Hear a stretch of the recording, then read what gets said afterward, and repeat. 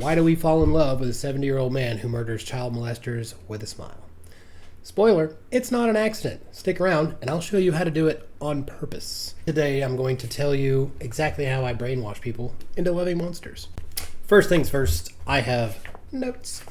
Made a bunch of them. This is actually what I do for a living, so there's your credibility, I guess. I'm also a former cop, but I teach psychology. So if you're going to write characters, be them children, teenagers, or adults, this is going to have all of the basic fundamental stuff you need to know about psychology and development.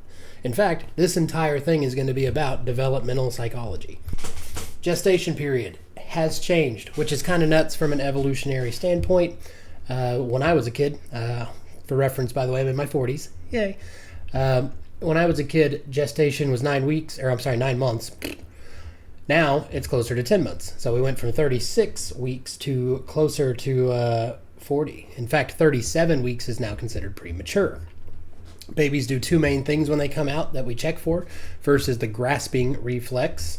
So if you put your finger in their hand, they'll grasp. That's a thing that you can use as a little note, whatever. And then we have another thing called rooting reflex.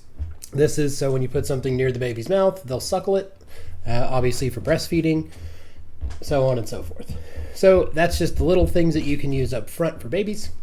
Next, we have telegraphic speech. Children are not born with the ability to talk, as most people know. If you are parents and you have children, this is something that you obviously know. If you want to use this in your writing, you can say things with the dialogue, where the kid's like, where daddy, not where is daddy. That's the telegraphic speech. They don't have any of the stuff in between, the little words that we do to make our language or our prose fancy. They just don't have that. They're learning phonetically. As they age, the brain develops from the back forward as it matures. As this happens, the brain starts to organize in what we call schemas. And this is a Jean Piaget theory. Thank you, motorcycle. Schemas are mental representations of the world, so that if I say car, you thought of a car. Now, that's different for everybody because everyone's, how they grew up is completely different than anybody else's. Every little thing that happens to you is what makes you you. And because of that, two people can be experiencing the same thing at the same time, and they'll have completely different experiences from it. They'll learn differently. They'll perceive differently, which we'll get to that later. But yeah. So then we get to assimilation, trying to fit a new object into an existing schema. Historically, in America, we did this with the Native Americans. We tried to force them into the English-style schools. There's a lot of pain points with that. Same thing when you're growing up as a kid. Think back to when you were little and, you had to start learning all these rules. And so you're the new object when you're a kid. So the new object, the kid, has to try to fit into these new situations and the rules and the way things work. And, if you're writing pretty much anything before 1930, 1920, somewhere in there, actually really even 1950, 60s, somewhere in there. It's an agrarian society, even in America, for the most part. People had to grow food. That's what they did before industrialization really took over and we went from 80% agrarian to 5%. I think 5% of people grow all our food now. So thank you, farmers, by the way. I like food. Obviously, I'm quite large. The opposite of that then is accommodation. Accommodation is where you try to fit a new schema with a new object. So you try to fit a new schema with a new object. In schools, we do this. So if the general lesson plan doesn't work for certain students for learning disabilities, or maybe it's just an entirely different thing that they're doing, you make an accommodation. You change how you teach it so that student can maybe learn it better. Fun fact, a math teacher friend of mine, who I wish I still had more contact with, anyway, awesome lady, she taught me that with Common Core, you are not supposed to just make the kids do each individual thing. You're supposed to have them try them all and see which one works. That way, that is in itself its own accommodation for that student in their math. Pretty simple, right? It's a really good idea. And then you let them do whichever one works. So next up with kids as they're growing up, object permanence. This is where you can hide things when they're really little. You can like show them something and then hide it.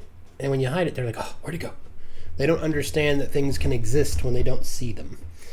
This changes pretty much around 18 months old. Once that happens, they know that the toy is behind your back. Moving on, we get to representational thought. This is pretty important. I'm going to tell them myself here too. So if a little kid sees another little kid throw a tantrum because they don't want to eat their vegetables, and then the parents take away the vegetables, that first little kid, kid A, if you will, might also throw a fit because they don't want to eat their vegetables.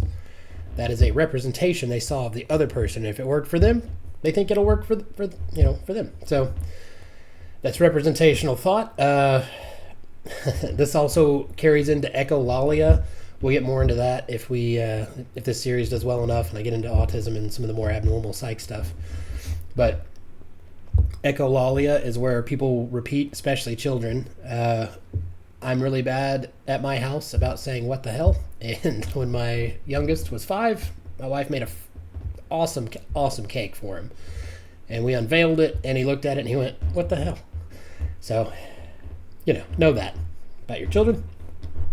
Next is conservation. Conservation is the idea that you could put the same amount of fluid in 2 very different looking containers and it's still the same amount of fluid. Little kids up until puberty, and this will continue through puberty for a while in the adolescent stage, but they are egocentric. Everything's about them. They have the full all about me attitude. You'll have some kids that have a sweeter disposition, but when it comes down to it, they're not going to sacrifice themselves, right, for somebody else. Really what this is, though, egocentric thinking, it's their inability to see someone else's perspective. It's not that they don't want to. They literally, their brain's not capable of it yet. It's not developed enough. Now, all this stuff so far has been from the theories of Sigmund Freud and of Jean Piaget, 2 sides of the coin. There's another guy named Lev Vygotsky, and he was the first one to be like, hey, maybe, rather than it just being a biological brain or sexual development thing, maybe there's some external factors like culture, your social relationships, exposure to other interactions with people and things like that help you develop a certain way and may or may not speed up or slow down things. So that's a really cool thing that you can put in. You can just think about it for like 5 seconds and you're like, oh yeah, that's probably true. For example, if a kid has grown up and never had to do anything, right? They've never wanted for anything. They're going to have expectations that everything will be done for them. Easy to write in your characters. On the other side, if a kid, if their parents are never home, whether they're working or they're, have an addiction or something like that, they're going to learn how to take care of themselves, how to survive that way, right? That's an external interaction they have to do. There are different types of parenting styles. So if you have little kids or whatever in your stories and you want your parents to be a certain way, there are some different types. The first is the authoritative. That's where the parents make all the rules, no matter what. There is no exception. The kids don't get a vote, whatever. The next type is the democratic, where the parents still make the rules, but they do ask for the opinion of their child. Then there's the laissez-faire. This is where the parent just kind of sits back and they're like, you do what you want, not my problem, whatever. But they usually at least care, the laissez-faire. By this time, the kid's probably older, driving, doing their own thing. Parents are just taking their thumb off, so to speak. A new one that's come up in the last 20 years, and this is something you can write if you're writing modern books, is the uninvolved parent. This is not like laissez-faire. The laissez-faire is involved. They're just, they're not overbearing. They're just trying to kind of develop that more friendship base with their children now that they're getting older, stuff like that. The uninvolved has come with technology, with computers, with phones and tablets and all that, where they just hand their kid, a device and they're like, go away, don't bother me, whatever. They'll leave food in the pantry. They might show them once where the stuff is, whatever. This is a really hard thing to write if you want people to care about the parent. If you want the parents to be important, or at least cared for and not hated in your stories, good luck if you're going to write them this way. But it's a thing. Child abuse is a thing. If you're going to write it, be very careful. Being explicit with this will make it really hard to market. It will also be really hard I don't know, to sell your readers on it. Or I write books of serial killers chasing pedophiles. It's basically Dexter in the Ozarks with that different change or little change. That being said, I do not show any explicit sexual stuff. Do not do that. People do not like it. And it's also super cringy to read. Just, yeah. If you're going to write things about abuse, like domestic thrillers and stuff like that, I mean, you could write some things. There's a tactful way to do it, but I wouldn't do the sexual explicitly. It's no one wants. Anyway. Overburdened and overstressed parents from a statistical psychological standpoint are much more likely to abuse their children. There's a really weird statistic also. Other than a nuclear family with no divorce and all that, mom and dad are in the picture, biological mom and dad. The only other big statistics, I shouldn't say only, but the two biggest statistics are very strange because the highest predictor of child abuse is a step parent, and the highest predictor of not having child abuse is also a step parent. So it really depends on the person. If you're writing a heartwarming thing with step parents, it's accurate. If you're writing a absolute domestic nightmare with step parents, it's also accurate, statistically speaking. Really big thing with kids, and this is something you can write even as backstory for your other characters or older characters. Socializing children, so they need to learn the rules of behavior of the culture in which they live. So it's different for each culture, but if they don't do that by the age of like 4, statistically speaking, they're twice as likely to go to prison when they're older.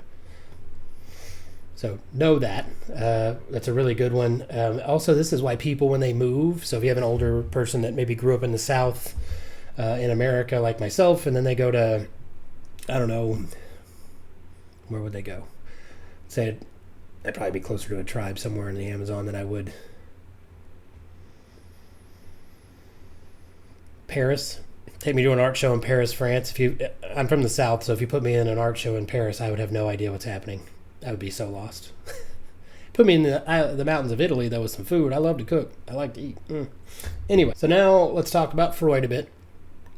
Freud is a bit misunderstood, or a lot misunderstood. I've read a lot of his work. So he believed that one really big issue we struggle with as humans is that we physically develop way before we're fully mentally developed. And so then the things like the urge to procreate get in the way of our proper mental and intellectual and moral development.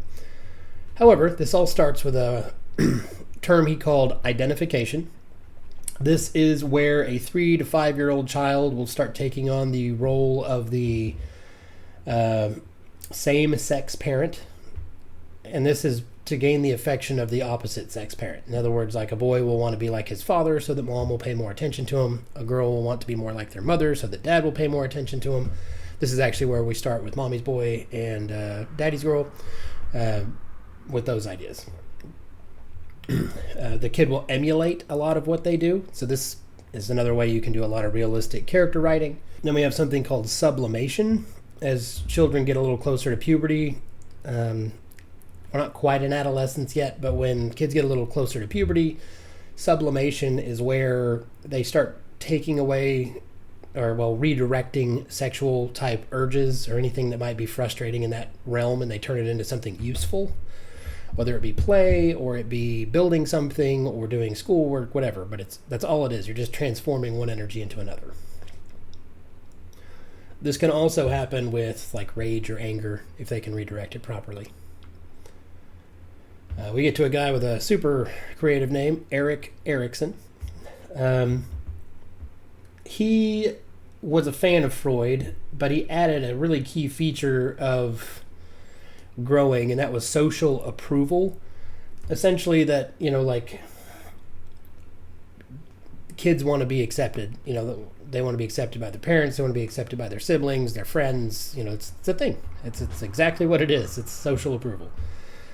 Then we get into learning theory. This one's a little weird and controversial, but the idea is that every child is born a blank slate and that you mold them afterward. There's a lot of really interesting data on this. There's a twin study somewhere where essentially they have identical twins separated at birth, and then the father had to also be like a career criminal but never met the children.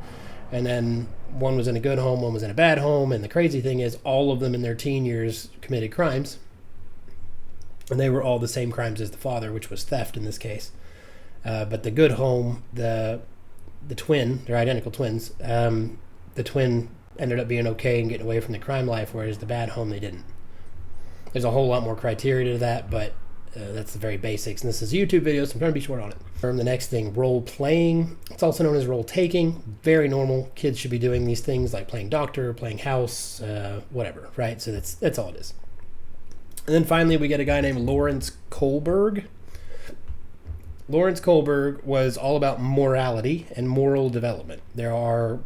Originally there were 4 stages with like mini stages in between, but a very short version of his experiment was, there's a guy whose wife is dying of a very specific cancer. In his same town, there was a scientist or pharmacist that made the cure for specific cancer, but he wanted $10,000 for it.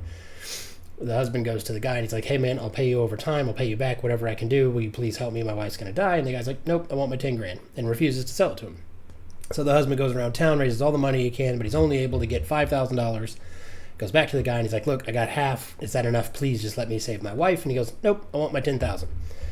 So that night, the husband goes in and he takes the medicine and cures his wife. Was he right or wrong to do it? There's no right or wrong answer here. The way this works is what level of development morally are these people when they answer. So some people at like level 1, they'll just say yes or no blankly because stealing is wrong or whatever. And then other people, when you get to the next level, they're like, well, stealing's wrong, yes, but at the same time, this was the greater good. He saved his wife, whatever. And then furthermore, we get into this development where they're starting to think about, well, not only should he have stolen it, the other guy sucks for being the way he was and being greedy, and it gets deeper and deeper and deeper. So this is basically where you start to take all of these things and put them together. Little kids have this same thing. You're teaching them right from wrong, right? And that's morality. Moving on, we're into adolescence. Adolescence, this means they've hit puberty. That's all it means. That is the only factor that needs to happen for a kid to no longer be a kid and be an adolescent. This is where they may not even be a teenager yet. A very unfortunately weird fact biologically. So 100 years ago, the average starting age for puberty was 14. Now it's 12. Anyway, here's a really strange deal. We have something called initiation rites or rites of passage in all of human culture. Some countries don't really have the best version of this. We are one in America. You turn 18 and we consider you an adult. You can vote. Now you pay taxes and you go to prison, big boy prison. That's it. There's no other requirement just to age out of being a kid. That's it. Other places have a lot better. They either have some things set up for school where they teach you how to, go straight into the workforce, or if you're going to go to university or whatever. We don't really have that. Like, there's too much option, which, if you ever heard of menu anxiety, which is literally where if there's too many options, you can't pick. So we kind of have that same problem here in America. There's no direct path, which creates a lot of arguments for a lot of other things. But this rite of passage is a transition from adolescence to adulthood. This is the pain point for every human that's ever lived. You've got to figure out who you are and what you're going to be. And this is very unique to adolescence. So we get a guy named G. Stanley Hall, creates the theory of adolescence. And then his protege, Robert Havighurst, came up with a sort of psychological initiation rites list. I'll pop it up on the screen here, but also just real quick. The first is to accept your physical makeup and acquire a masculine or feminine gender role. No offense here. There's no trigger to be had. All that means is that you're either going to be the housekeeper, the parent, the primary parent, you're going to be the breadwinner, or, whatever role you're going to be. Are you going to be the protector? Are you going to be the not the protector? What are you going to do? Doesn't matter what actual gender you are. It's what role are you taking. Somebody has to do these jobs.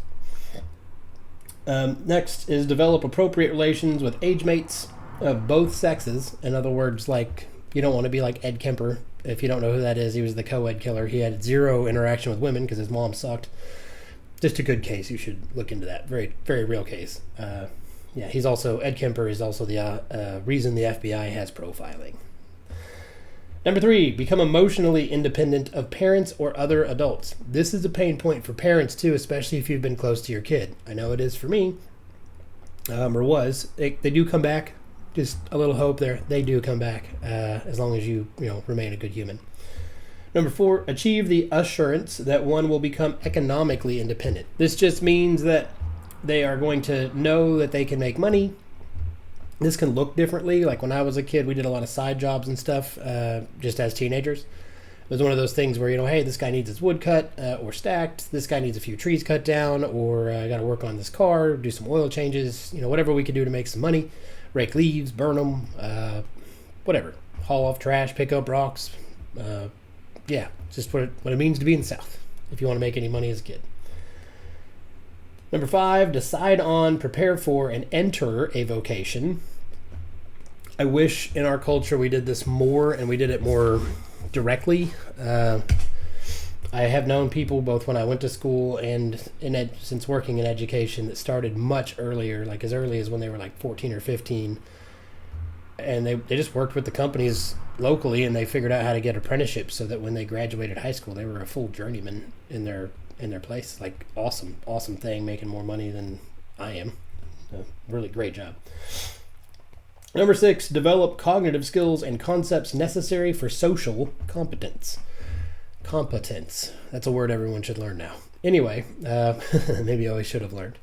Social competence is important both for the workforce and for obviously just friends, family, if you're going to ever get married, if you're not going to get married. There's some fun stats here. Men and women are very different generally. This has been proven against sociologists' predictions time and time again. Women are better with people. They make up 80% of the workforce in anything that has to do with directly with people. They just do. Hospitals, teaching, they're even starting to take over the doctor realm quite a bit. They have better bedside manner. People like female doctors. Not always the case. Men make good ones too, right? On the flip side of that, men are more in the STEM fields, so science, technology, engineering, and math. These are things that require less interaction with humans. And if that's you, that's what you do. It's where you go, right? Or your characters that you're writing. It's what you do. Next, understand and achieve socially responsible behavior. This goes back to the childhood thing where you have to learn to socialize and teach your kids to socialize, or your kids in your books, whatever, before they're 4 or by the time they're 4. It means they need to be able to share, they need to be able to play, and not fight with other kids. They need to get along. Next, prepare for marriage and family or the lack thereof. You don't have to have family, but you got to know whether you're going to or not, or at least plan for it if you can. Things happen, of course, but your trajectory of life changes a lot if you're not or are going to have family. Lastly, acquire values that are harmonious and appropriate. So if you live in the South in America, we're a lot slower paced than other places. We're not going to be pushy. We're going to say yes ma'am, no sir, all that stuff. That's a thing. That's a value that's appropriate for this area. A fun fact of this, an author friend I now have from the United Kingdom, he's an older gentleman, but I called him sir, and he told me, look, that the only time people here say that is when you're in trouble. So I don't call him sir anymore. Kind of a fun little thing. So that's the rites of passage in a psychological sense. Again, puberty does officially mark the end of childhood, and that comes with hormones. Just before puberty hits, there will be a growth spurt. Lots of growth spurts happen right before puberty. This is why girls tend to get kind of tall early. Some boys are delayed in this. I actually see more and more of this. I don't know if there's any real validation to this. It happened to me, though. When I started lifting weights when I was 14, I grew 8 inches that summer. I have several of my former students have done the same thing, and they got huge over the summers when they started lifting. I don't know. I don't know if there's anything to that. When I was a kid, they told us if you lift, you'll stunt your growth. I really don't believe that. If you hurt yourself, maybe. So maybe teach them properly. Knowledge in that realm is much better now. Conformity, wanting to act or dress like your peers. This is really common. A fun one is the goths. Back in my day, I don't know how many really exist anymore. They're not like the Mary Shelley goths, but the whole idea was to not conform, and yet they all wore the same thing. The same eyeliner, the same clothes, the same boots, the same... Maybe it was an inside joke type of thing. I don't know, but it was weird that they were the most conformed. Both genders, not just teen girls, both teenage genders have a direct correlation between negative body image and depression. Think about it. What did we grow up with? Girls, you had Barbie, skinny girl, big boobs. Boys, you had G.I. Joe and The Rock, these big jack dudes. I was no different. I grew up with He-Man and, Arnold Schwarzenegger. Lou Ferrigno was the Hulk. That's what we grew up with. One big thing teens will do, and really adults do it too if they never learn to own their stuff, but rationalizing. This is just the process of explaining away unpleasant feelings or behavior so that we can preserve our self-esteem. If you just own it, that's really not a big problem, to be honest. According to Piaget, you literally cannot reach your final stage of mental development if you don't learn to read or write, because you can't properly hypothesize without writing and reading. Just throwing that in there. Another thing kids have, not kids, but adolescents, so teenagers, is the Messiah complex. This is where they think they can save the world. The problem here is their brain's not fully developed, so the concepts they're starting to hypothesize as things develop forward, they miss a lot of the point, which then brings us to a lot of new points. The first thing is the Dunning-Kruger effect. The Dunning-Kruger effect is probably my favorite thing in all of psychology. You can't know what you don't know, including that you don't know what you don't know. It's just, you literally just can't know it if you don't know it, right? Which brings up a whole lot of philosophical issues. But anyway, it's the same thing happening. Messiah complex, they don't know of the things they don't know about. They just had this idea, which is probably brilliant for where their brain's at. And it might even be a good idea. But they don't have any way to follow through because they don't know. Dunning-Kruger effect. So this brings us then to another issue. Because they're still not quite fully out of the egocentric thing, they're starting to see other people's viewpoints. They can see them, but they may not really know how to adjust to them. And it's an issue because they basically think regularly that everyone's thinking about the same thing they're thinking about all the time. And oftentimes that's even themselves. Again, egocentrism hasn't quite left yet. And that brings us to these kind of unique things that come with kids, or with unique things that come with teenagers. The first is finding fault with authority figures. This one's really fun to write. Basically, a teenage girl, maybe she's adored her father her whole life, and they have a great relationship, and then the hormones kick in, and the brain starts developing, and she's starting to have these ideas, and maybe they conflict a little bit with what dad thinks, and so then, because he's technically her authority figure her whole life, right? So now she has this idea of what we now call, or often call, rebellion. And this gets conflated with the next thing of argumentativeness. And I see this one a lot. Teenagers are they're trying to learn how to argue. Their language is still developing. They're still learning how to even articulate what they're saying. Again, they don't know what they don't know, so they're still learning. And as they're learning, they have opinions, and they're trying to figure out what those opinions mean and how to solve problems. And it's a lot, right? There's a lot of new to them, and they're trying to figure out how to argue their point. And they haven't learned how to articulate either. It's a skill. And so then I see a lot of parents get really upset with their kids. And I mean, I'm guilty of it too. I've done it before, more than once. Sometimes you do have to kind of say hey, it's a little much, and that doesn't always come out nice like that.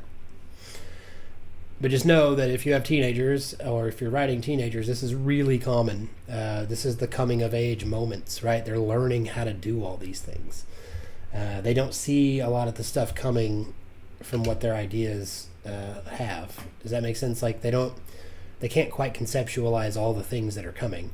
And really nobody can until they're in their mid-30s to 40s, depending on brain development, because your brain's not even fully developed until on average at 25 years old. You have a lot of learning to do throughout life. So there's also indecisiveness. We kind of talked about this before, with the not having a rite of passage, at least in America. There's too many choices. How do you make one when there's so many choices? Sometimes you have a passion, something happens, and they know exactly what they're going to do. Maybe it's a family thing. I started as a cop because that's what everybody in my family did. I did enjoy that quite a lot. I like helping people.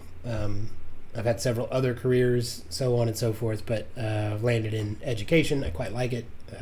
It's probably the most I can help the most people the most often.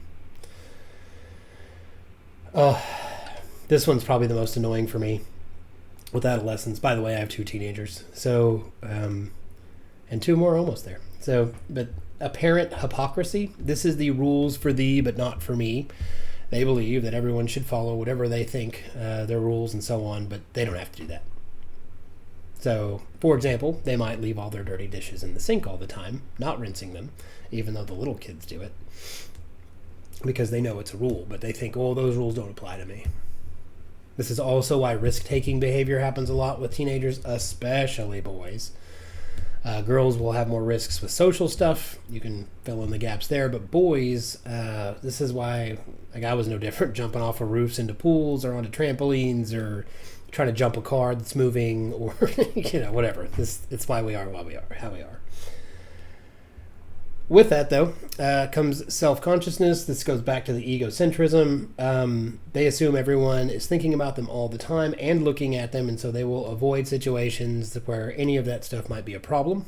This is why they don't want to go to places like parties, or they might not want to go to the movies, or they might not want to go to the store with you because they're embarrassed by you. This is usually in the younger teens, but they grow out of this fairly well, which is nice.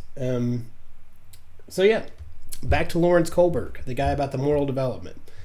We can only do so much as parents. We teach as much as we can, but there's a limit to that, right? Like, we're only one person or maybe 2, 4, I guess, in some cases, whatever. But where this works and where Kohlberg goes with this, at a certain point, they stagnate in development, the kids do. And so they need to get away from us as parents. And that's when they really start to grow. This is your big moment for your coming of age novels. This is the moment where, hey, that kid has stepped out of the house. They're exposed to new culture. They're exposed to new things. They're having to make their own decisions, make their own way, whatever. And that's how they become who they become.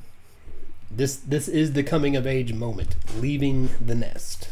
Well, another thing you can write with this, by the way, is this moment occurs when they leave the nest, is identity crisis. There's a few different kind of isolated types that are identified in psychology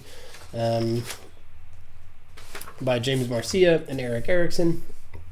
The first type is the identity moratorium. This is basically, they spend a lot of time trying to resolve difficult issues, and they've thought a lot about them, but they never really can quite choose. They get stuck. The next type is the identity foreclosure. These types make firm commitments about issues, but and in really anything, but it's not their choice. So somebody made this choice for them. Think of like the heir or heiress to a big company. Obviously, they're going to do that. There's no other opportunity for them to make more money, so this is just a thing that they do. Identity diffusion. This is the type that lives in their mom's basement till they're 50. We also call these waiters. They're just waiting for their parents to die. They have no chosen career. They don't care about a career. They haven't even thought about it, really. They're just going to be indecisive forever. That's the identity diffusion. They've diffused everything out to everyone else. Finally, you have identity achievement. These are the overachievers, where they don't really know how to have fun. They've just considered everything, every possible identity. They've decided they're going to do this, they're going to do that, they're going to be awesome at all of it, and it can be bad on its own. You got to try to dial that one in. So those are your types you can write. Albert Bandura came up with something, that's a new psychologist we're talking about. He came up with something called social learning theory and modeling. Modeling comes in a lot of ways. It's, cops are supposed to act a certain way, teachers are supposed to act a certain way, parents show the most to their kids how to behave. They will act like you because you're the model for how they're supposed to live. When they're at school, they have cliques. These are actually good, by the way. So you need to learn what you're good at. Are you a good leader? Are you a good follower? Are you a good friend? What is it? What are you good at? Are you good at being the one that helps your other friends? Are you the one that they go to? Like, these are what cliques are for. In your little subgroup of the bigger group, what is your role? One big issue that starts also in adolescence is something like eating disorders. So anorexia in particular and bulimia, the only difference, by the way, anorexia is just the failure to or refusal to maintain proper body weight. Bulimia is maintaining a proper body weight with bad methods. So the same methods: binging, purging, starving, overexercise, whatever. Anorexia is just underweight. Bulimia is proper weight in a bad way. So these are Western world problems or first world problems. Developed nations, not like if you're too skinny in Chad, Africa, it's because you have no food. You're literally starving to death because you don't have a choice. In New York City, it's because you choose to. Like there's food everywhere, right? Abundance. So that's a Western world problem, first world problem, whatever. Let's talk about adulthood. This is once the person has hit their rite of passage. So keep in mind, out of adolescence, if they've never had a rite of passage and they've never gone forward, they're still an adolescent. If they're still living in their parents' basement and they're being enabled that way, they're still an adolescent. There's no biological straightforward thing really for adolescence to adulthood. A lot of these biological changes we're about to talk about can happen, but it doesn't change. Yeah. So young adults are generally late teens to early 20s or mid 20s, late 20s, somewhere in there. Just depends on the person. Middle age is generally marked by visible changes: gray hair, crow's feet, wrinkles, laugh lines, all this stuff. I am middle-aged. Married couples do better if they can resolve conflicts honestly with each other and if they share enough time together. The last time I looked, behavioral psychology recommends like 2 hours of uninterrupted, no phone, no nothing, just conversation with each other a week.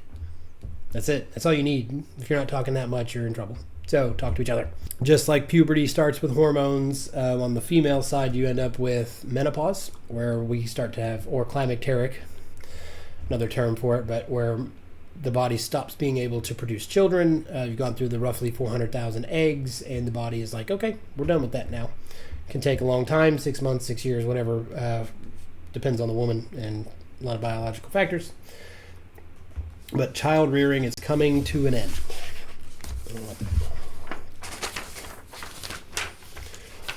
For men, testosterone will decrease after the age of 20 at a slow rate every year. You should get checked at some point. This is like a regular medical technology thing now, but just know that. Your mental peak, by the way, doesn't happen until you're between 40 and 60. So your body peaks around 16. And then your mind doesn't peak till you're like 40. That was Freud's entire argument, by the way. Around age 40, there's something known as a midlife crisis. For men, this is where it's like, hey, I'm getting old, I'm not going to be able to do a lot of the things I used to do. And it's true. Your body is slowly kind of deteriorating at about 1% a year physically. That's sight, that's hearing, that's smell. That's just literally your joints wearing out. I've lifted weights my majority of my life since I was 14. And it hurts, man. It hurts to get up in the morning sometimes, but it's okay. It's worth it. It's functional. I still work out. During this midlife crisis, a few things start to happen. One is generativity. Men and women both do this. They like to share their knowledge. They want to pass it on to the youth. Be like, hey, don't make the mistakes I made. Here's how you get ahead in life. You should start investing in this or that. Pick one career, be really good at it, that kind of stuff. One thing that can happen is stagnation. This is a discontinuation of trying to develop. This is like where you start to see the guy, put his hat on backwards to cover his bald spot, and he goes out and buys a sports car, and he's trying to pick up younger women and stuff like that. That's stagnation. That's what that is. They're trying to go back to the glory days. Women have a similar version of this crisis where they have the empty nest syndrome. If you think most people have, well, not most, but a lot of people have their children somewhere between 18 and 25. So, 18 years later, if the kid's moving out, that's like what, between 36 and 43? So about the same age. Empty nest is when the kids all leave the house. So then, she spent 18, 20 years of her life. This happens to men too, by the way. It just depends on the gender roles that we talked about earlier. So now they're gone. So now what do you do?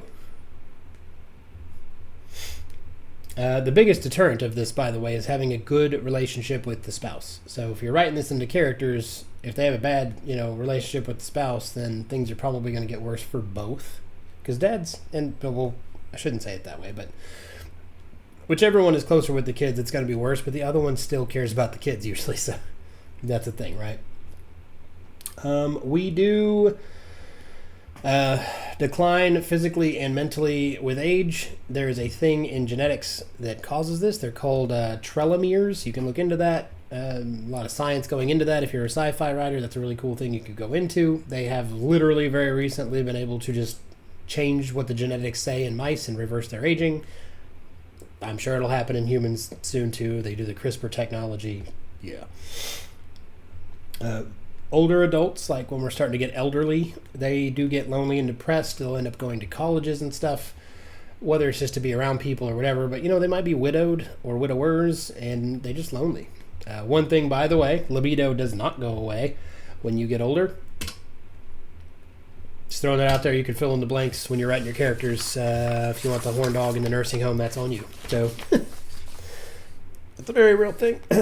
There are two types of intelligence, crystal and fluid. Crystal is just the stuff you know, and then the fluid intelligence is how you apply the things you know to solve problems. This is a really fun thing to play with characters. I've studied people my whole life, but my dad was this way. Like, he knew a lot of stuff about how to make things work, how to build things, whatever. Honestly, I didn't even know if he could read until I was like 12. He could, by the way, not well. He didn't spell well, he didn't write well, but man, he could fix and build anything. He fixed our first computer, like home computer, when they first came out. He fixed it. He had no idea how to turn it on. He brought it back to me. He's like, yeah, I was missing a couple solders. How do you turn it on? He didn't know what the power button was. He barely worked at cable TV, man. So that's one side. My dad had really high fluid intelligence. If you have somebody with really high crystallized intelligence, like they could answer everything on Jeopardy, right? But they have zero application for it. We call those educated idiots here in Arkansas. So that would be a fun character to write too, right? Like they know everything, but they can't do anything. There are people like that. They're believable characters.